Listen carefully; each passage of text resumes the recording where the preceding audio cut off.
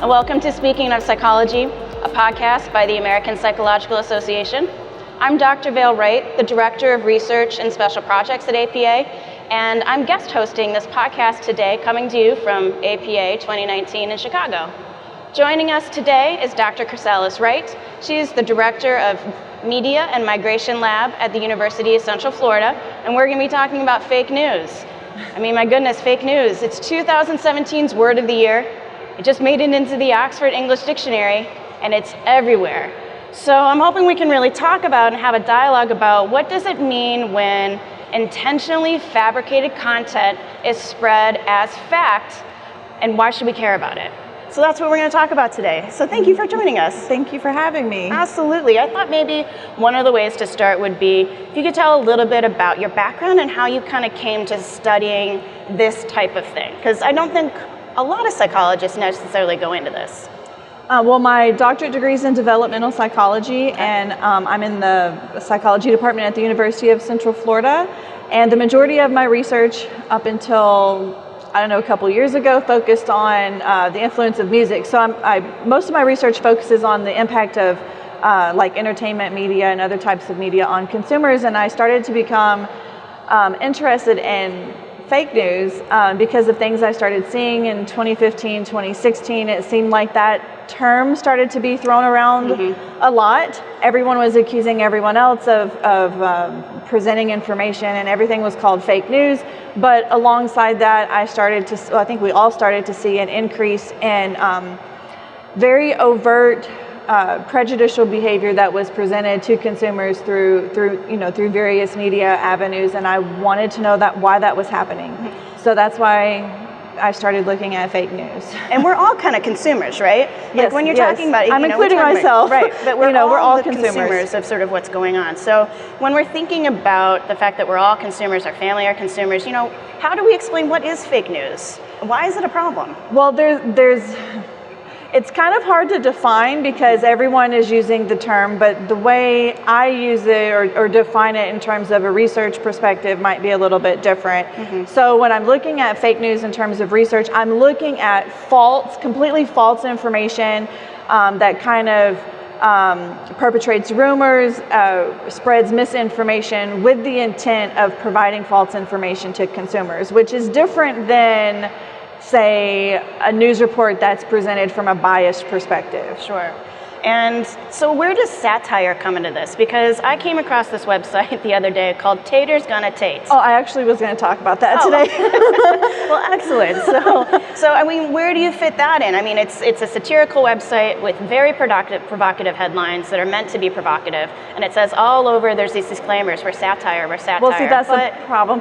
Not everyone reads the disclaimer. I mean, this. Not everyone reads the fine print, right? Like, usually we just, for instance, if you go to download an app on your phone and you have to agree to the terms and conditions, we don't actually read that. We just hit the box and say whatever and go straight to it. So we don't read the fine print, but consumers aren't provided with the tools necessary to be able to decipher satire versus actual fake news. And we saw a recent example of how misinterpreting information, how it can actually influence attitudes and even behaviors. So recently there was an instance that involved 2 police officers in Louisiana, which might be how you came across the website Taters Gonna Tate in the first place. So we had a situation where there was a police officer who was on social media, I believe he was on Facebook, and he saw a post that I believe he believed it was true. And the post talked about how one of our congresswomen, it said something to the effect that she believed our military were overpaid for their services. And so he read this article or whatever the information was on Facebook, felt really strongly about it, and then posted a comment that was interpreted rightly as a death threat against the congresswoman. Wow. And then another police officer liked his post. Both of the police officers were fired.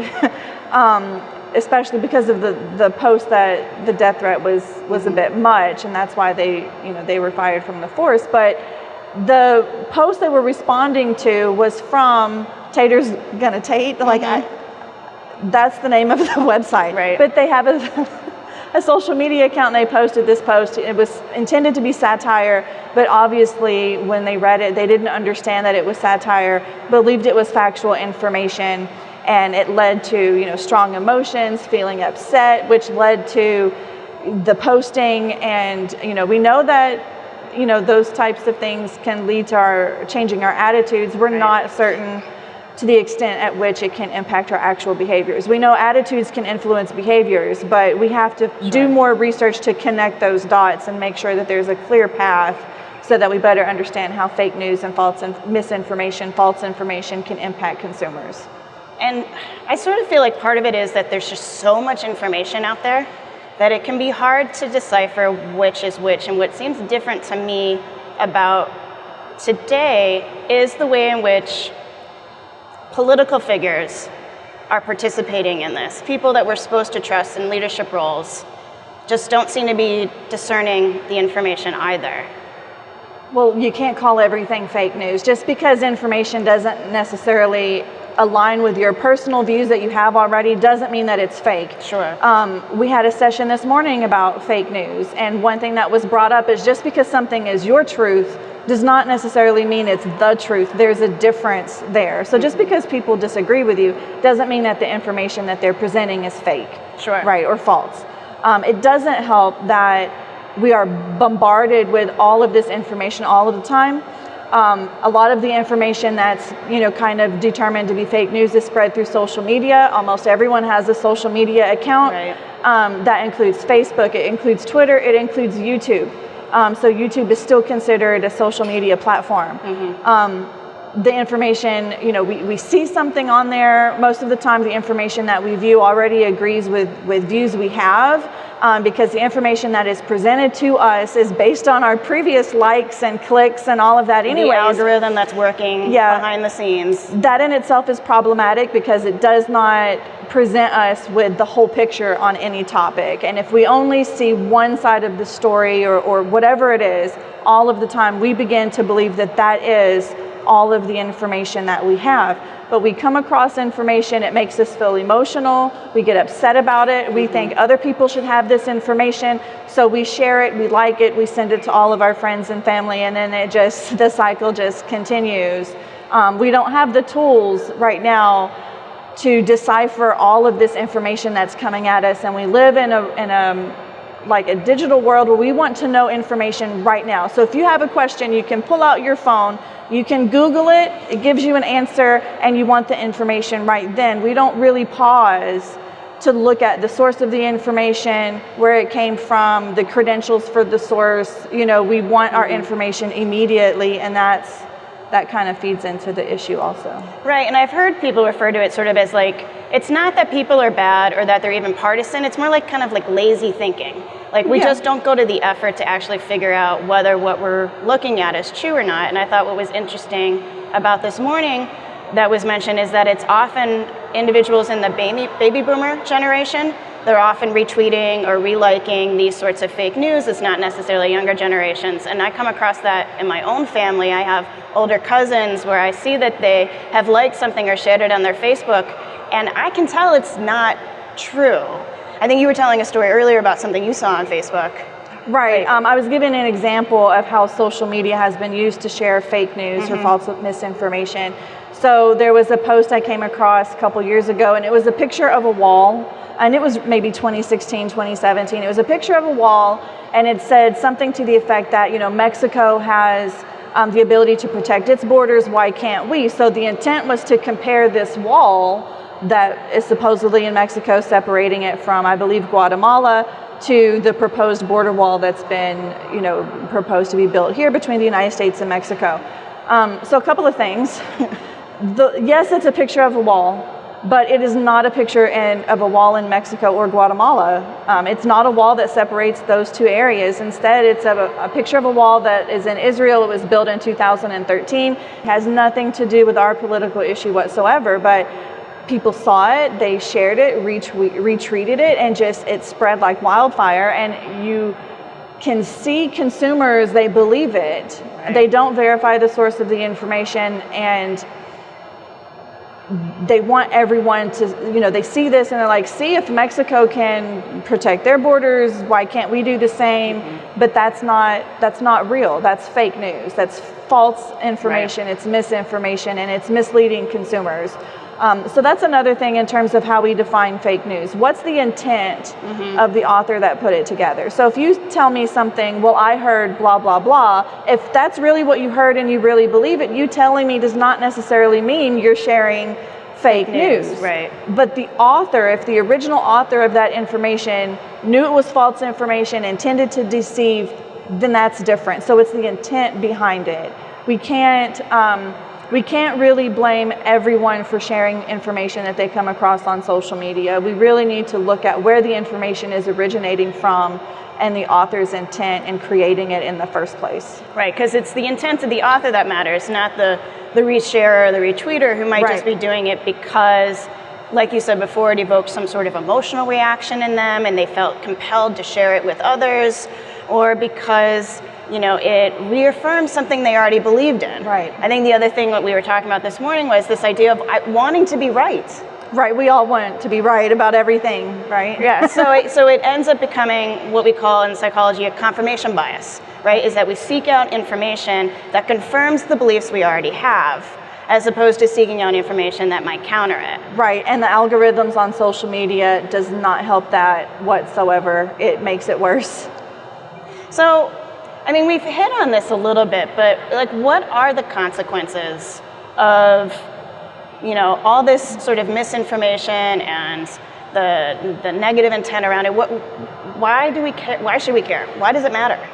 If people start to believe false information, then they start to doubt accurate information that is accurate. So they start to dispute scientific evidence.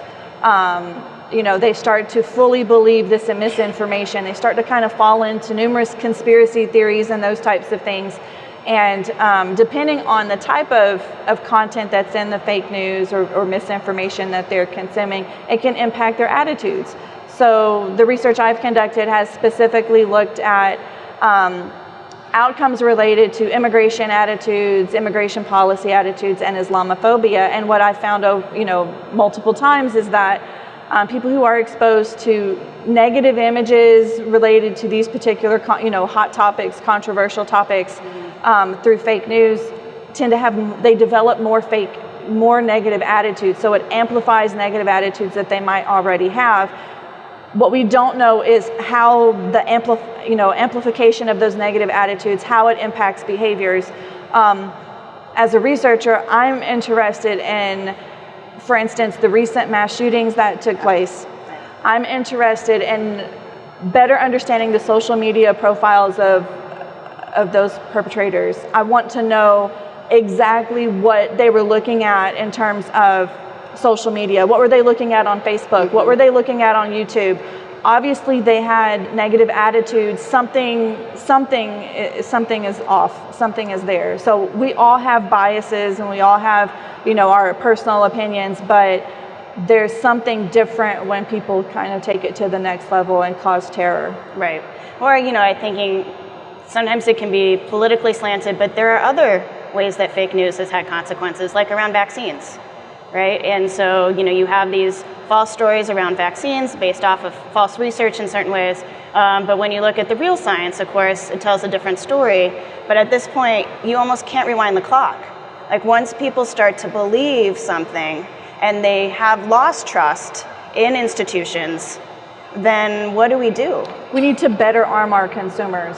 We need to make sure that they are better educated in terms of media literacy.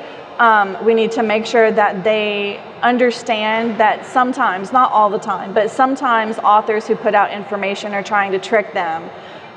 We need to arm them so that they're aware of these facts, that it's not fake news. Right. Fake news is not, that they're aware of these facts and that they can better protect themselves. We need to make sure that consumers know how, because identifying information that's false is very hard. It's difficult. So we need to make sure that consumers know how to pause, check the source of the information, where is it coming from. If they can't find the source, just leave it. Because if you're not able to verify the source of the information, I would just consider it false information and not even go there. But consumers also need to kind of, especially in terms of social media, pause when they see something that makes them emotional, whether it's negative or positive emotion. Pause for a minute, think about, what is it about this piece of information that's got me upset? Why do I want to share it with other people? And make sure that they understand that, you know, if you share it, then to a certain extent you're somewhat responsible for spreading false information. So if we can better arm our consumers and help them to be better able to identify false information, I think it will help a little bit. But once that trust is gone, we have to work to get it back. And I think, like you said, it can be really challenging because the producers of the false information are using visuals and these provocative headlines and trying to go for shock, right? So that it gets you worked up and it gets you reactionary instead of pausing. And that's exactly why false news or fake news is so memorable, why it's persistent. I mean, there's been research that has shown that even if you tell people, okay, the information that you just shared is false, here is proof that it's false. Here's a scientific study that proves the information you just told me is false. They still believe it. Because of how shocking it is, because of how sensational it is, it has more of an effect than real information. So that in itself is part of the issue. People need to understand, if you see a headline that just seems completely out of this world, completely unrealistic, it probably is. You know, the headlines should just be from more hard news or reputable news sources. They tend to just relay the facts. If you see something that is shocking, whether it's images, the headline itself, the way that the information is shared, then there's a reason for that. You know, that it makes it more memorable, but it doesn't make it true. Right. You know, and I think, you know, in the wake of sort of this phenomenon, some social media companies have tried to take countermeasures, right? Sort of labeling things as false or putting tags on them. Seems like the research is pretty mixed on whether or not that's effective. Is that an accurate read? Well, for one, when YouTube did that, it totally messed up one of my research studies. So I'm not. So you're not a fan? Well, I think we have to be aware of where the who's to blame, right? Who's responsible for the information. So you have social media platforms that don't want to be responsible for the sharing of misinformation that could potentially lead to whatever negative consequences. And I think that's why they have started to step in and start to block content and remove stuff like the Alex Jones YouTube channel, which is, I was using that as a fake news example in a research study. So I had to stop data collection altogether and kind of use what I already had. So we'll see how that goes. But they did it because they don't want to be responsible for the information. So, but what we're looking at is it is not a technological problem. It is not a social media problem. It is a people problem. Our, looking for information that already confirms what we believe, being drawn to information that is shocking, sensational, that causes us to be emotional, wanting to tell everyone information that we think we know. Those are areas that are problematic, that are kind of increasing the spread of social media, the fake news through social media. So we have to be very cautious about taking stuff down. Who makes the decision to take it down? Are they biased in some way? So is it their bias that is leading them to want to remove content, or do they know for sure, have they done their fact checking and they know for sure that it's false information? So it becomes kind of sticky because, we have the right to free speech, but that doesn't mean we have the right for hate speech, for instance, or free speech without consequences. So there's a line, and we have to, as a society, kind of figure out exactly where that is and what's protected and what isn't. Do we have an administration that can do that?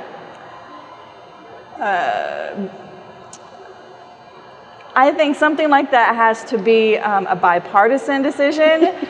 So that's an excellent bipartisan response. So both sides of the aisle have to come together to kind of help solve this issue. And one thing we have to do is quit calling everything fake news. Just because I tell you something is fake news doesn't mean that it's fake. Sure. So we have to stop throwing that term around as if, we hear it every day. Right. we have to stop that and pay attention and make sure that what we're sharing is factual information, regardless of who it is. And just stay off Twitter. She says after I've already tweeted out that I am here right now doing this podcast. One of the things you brought up earlier that made me think was around Alex Jones, right, and his YouTube channel. And I think one of the other motives around spreading misinformation is for profit. So a lot of his, if you ever watch his work, is really around selling a lot of products that he has. And he gets people to click on his stuff and come to his page because he's being sensationalist and loud. And at the end of the day, he's really trying to sell you something. What role do you think that is, that sort of selling, the profit component of sort of behind all of this spread, the intent of spreading? Well, we see the for-profit issue in hard news or mainstream news also. Sure. Everything is for profit, right? So even in mainstream traditional news outlets, they have commercials that they're trying to sell you in between news breaks, and the way they present information is done in such a way where they want you as a consumer to watch their show rather than the other one so that they can make more money. So it kind of boils down to profit regardless of if it's hard news or fake news. Fake news gets a little bit more tricky because, for instance, yes, Alex Jones was selling products and that type of stuff, but not everyone who creates fake news is getting a profit in that way. It doesn't always have to be a monetary profit. It could be, well, I want a lot of people to vote this particular way, so I'm going to create some sensational information and put it out there to try to convince people to do what I want them to do. Right, to influence them in some way. In some way. It doesn't necessarily have to be a monetary issue. So, for our listeners, other than being more media literate or media savvy, what can people do to help figure out what news is legitimate and what news might not be? Well, you can fact check the news. That would be helpful. But let's say I don't have time to fact check the news. Then you shouldn't be reading. Then don't read it. Because we have to be wise consumers. Yeah. We live in an age where we want everything right now. We want everything instant. We don't have time to do that. We're all working. Everyone is busy. But we need to make the time. If we want accurate information, we have to work to get it. And one of the best things about social media and the internet is that we have all of the information we could possibly think of at our fingertips, but it's how we're using those tools that starts to become problematic, because people are creating information that's not real, it's fake, it's false, and the more you spread it, the more people start to believe it. So we need to make sure that we're checking the source, and we have to engage in some type of self-reflection. Why is this information important to me? How does it make me feel? Why do I want to share it? And we need to pause and really kind of consider those things before we share information we come across on social media, before we tell our friends and family. Why is it important to us? I also thought it was interesting this morning talking about how we only maybe receive half of the story. And so what that made me think about is, can we be more inquisitive? Right, as individuals, can we ask ourselves, okay, I've heard this part of the story, is there more? What's the and? There's always more. Right. There's always more, and we do get half the story. So even from like mainstream news sources, CNN and Fox, both of those avenues are very biased. So on the way here, I was kind of flipping back and forth between how Fox News and how CNN was discussing the mass shootings that recently took place, and the president's tweets and rhetoric and those types of things that have happened prior to and shortly after. And both of those sources are presenting the same story. Right? So both of them have facts in there, but the way they're describing it, the slant they're put on it, the spin, all of that is very biased. So if you're only watching, say, CNN, you only get half the story. Or if you're only watching Fox, you're only getting half the story. We need to make sure that we're getting our information from multiple sources, engaging in fact checking, doing our own research. No one wants to do it, but you have to do it if you're going to be a responsible consumer. At some point, it's our responsibility to make sure that what we believe as truth for ourselves is actually the truth. Right, right. Is there a reason to feel hopeful? There's always reasons to be hopeful because we can always make a change. That's one of the things that's great about being people is if you see something and you don't like the way things are going, then you can put in effort and energy to make a change. And we have, as a society, we have to all come together and decide that that's something that we want to do. If we don't, then we're just going to see this type of thing just progress and probably snowball and just continuously get worse. But if as a society we come together and say, okay, we want to make sure that the information that we are getting is accurate, true information, then we can make sure that that happens. So it's on us. On consumers, yes. On consumers. And probably some people in charge. Hopefully. That if we're passing laws and that type of thing, it really has to be something that's bipartisan. Sure. They have to be able to put their political differences aside and figure out a way to work together. Like, you could be Democrat, I could be Republican, that's fine. You have to be able to put your differences aside and work together to benefit society as a whole. Right. And I think as we had talked, society benefits from facts.